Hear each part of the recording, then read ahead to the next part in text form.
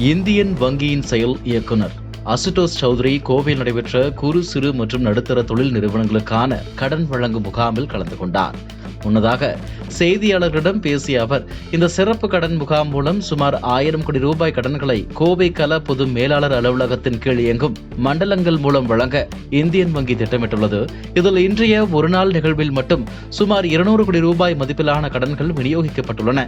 Indian வங்கியின் MSME கடன் பிரிவானது தற்போது 16.5% என்ற ஆரோக்கியமான வளர்ச்சி விகிதத்தை கொண்டுள்ளதாக கூறிய அவர், பாரம்பரிய கடன் வழங்கும் முறையிலிருந்து மாறி வங்கி தற்போது டிஜிட்டல் தொழில்நுட்பத்துடன் மூலம் விரைவாக கடன் வழங்கும் வசதியை அறிமுகப்படுத்தியுள்ளதாக தெரிவித்தார். வாடிக்கையாளர்கள் தங்களின் வருமான வரி தாக்கல், GST விவரங்கள் மற்றும் வங்கி கணக்கு அறிக்கைகளை சமர்ப்பிக்க ஒப்புதல் அளித்தால் வெறும் 30 நிமிடங்களில் கடனுக்கான கொள்கை அளவிலான அனுமதி வழங்கப்படுகிறது. இந்த டிஜிட்டல் அனுமதிக்கு பிறகு சம்பந்தப்பட்ட தொழில் நிறுவனங்களை வங்கி அதிகாரிகள் நேரில் ஆய்வு செய்து விரைவாக கடன்களை இறுதி செய்வார்கள் என்றும் அவர் தெரிவித்தார்.